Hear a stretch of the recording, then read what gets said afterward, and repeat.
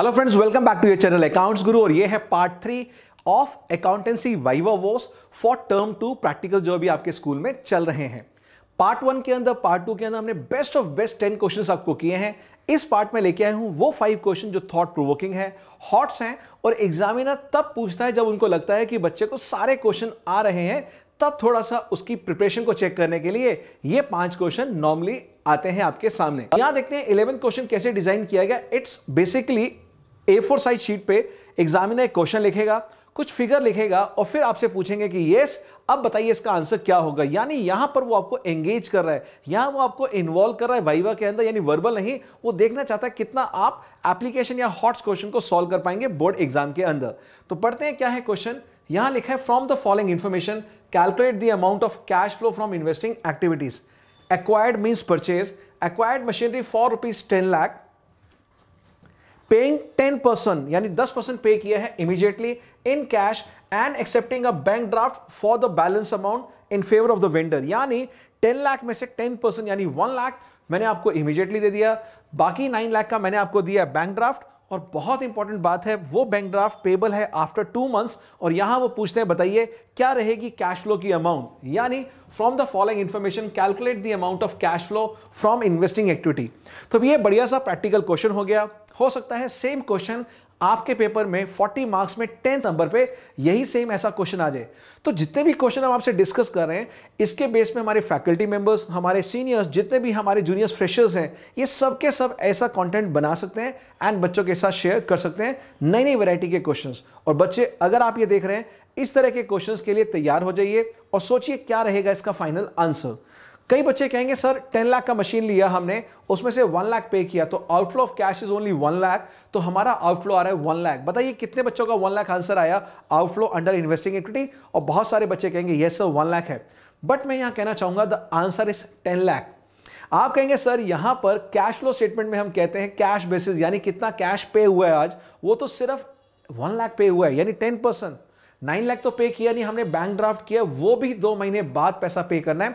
तो समझिए बात को, अगर 2 महीने बाद भी करना है तो वो आपका क्या पार्ट है, कैश एंड कैश इक्विवेलेंट का, यानी बैंक ड्राफ्ट है।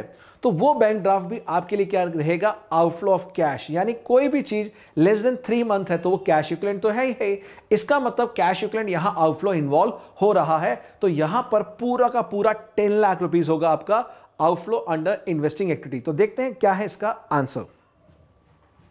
तो यहां पे आंसर है the cash outflow from investing activities will be 10 lakh rupees as bank draft is a part of cash and cash equivalent. तो यहां पर जो 1 लाख पे किया वो भी, और 9 लाख का बैंक ड्राफ्ट वो भी हमारा पेमेंट है, और टोटल आउटफ्लो होगा हमारा 10 लाख। चलिए देखते हैं नेक्स्ट क्वेश्चन नंबर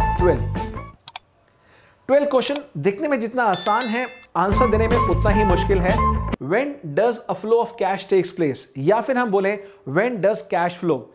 नॉर्मली हम बोर्ड एग्जाम में देते हैं आपको कि cash paid into the bank या फिर cash withdrawn from bank for office use. बताइए इनफ्लो, आउटफ्लो या नो फ्लो। नॉर्मली हम बोलते हैं कि यहां पर नो फ्लो ऑफ कैश है। क्वेश्चन ये आता है, ये तो रट्टाफिकेशन हो गया, no flow of cash, why का आंसर दीजिए। और अगेन 10 में से करीब 6 स्टूडेंट्स को इसका आंसर नहीं पता होता। प्लीज बच्चे इस क्वेश्चन के लिए स्पेंड कीजिए 2 से 3 मिनट, नोटबुक में लिखिए रीजन, और रीजन के साथ ये वाइवा में अपीयर कीजिए। क्यों? क्योंकि हम एग्जामिनर आपको फंसाना चाहेंगे इस क्वेश्चन के अंदर, इसीलिए पार्ट 3 में मैंने बहुत ही हॉट क्वेश्चन लिए आपके लिए। आंसर आप क्या देंगे, बड़े ध्यान से सुनिएगा। जब हम कैश को बैंक में जमा कराते हैं, जनरल एंट्री बनती है बैंक अकाउंट टू कैश। जब हम बैंक से विड्रॉ करते हैं, एंट्री बनती है कैश टू बैंक। इन दोनों जनरल एंट्रीज के अंदर डेबिट और क्रेडिट में कैश इक्विवेलेंट आइटम है। दोबारा बोलूंगा, कैश टू बैंक में और बैंक टू कैश में, इन दोनों जनरल एंट्रीज में डेबिट और क्रेडिट के अंदर कैश इक्विवेलेंट आइटम है। जब दोनों डेबिट क्रेडिट में कैश इक्विवेलेंट हो, इसका मतलब यहां पर no change in the cash position, ना कैश बढ़ा ना गिरा। फ्लो कब करता है कैश, जब भी कभी किसी एंट्री में एक आइटम हो कैश इक्विवेलेंट, यानी एक अकाउंट हो कैश इक्विवेलेंट और दूसरा हो नॉन कैश इक्विवेलेंट यानी नॉन कैश आइटम, तभी कैश फ्लो करता है। तो आप एग्जामिनर को बड़े ही स्माइल के साथ क्या आंसर बोलेंगे, सर कभी भी कैश फ्लो कब करता है, when in a transaction one account is of cash and cash equivalent nature and the other should be of non cash. यानी कोई भी फ्लो नॉन कैश आइटम से आना चाहिए, इनफ्लो या आउटफ्लो हो, कोई भी cash flow non cash item से आना चाहिए। मैं एग्जांपल लेता हूं, कैश रिसीव फ्रॉम डेटर्स हैं तो cash to debtors, cash debit हुआ, debtors credit, debtors is a non cash, yes inflow. मैं बात करूं cash paid to creditors, creditors to cash, it's outflow of cash because creditor is a non cash. Issue of shares, bank to share capital is an inflow of cash because bank is a cash equivalent, share capital is a non-cash. I hope you got the answer. देखते हैं क्या है answer आपके लिए।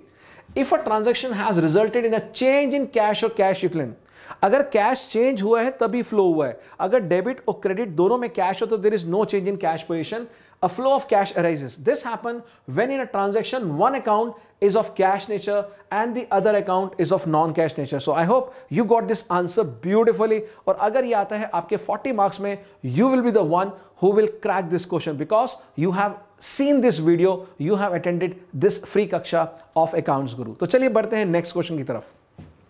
Viva question number 13. When is dividend received considered as an operating activity?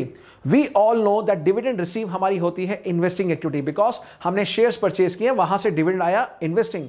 But ये कब operating हो सकती है? तो एक ही situation में कब, जब जिस कंपनी का काम ही shares के अंदर डील करना हो, यानी उसके लिए वो revenue producing activity है, वहां ये इसके लिए क्या है, bread and butter, उसके लिए बन जाएगा operating। तो देखते हैं क्या है आंसर।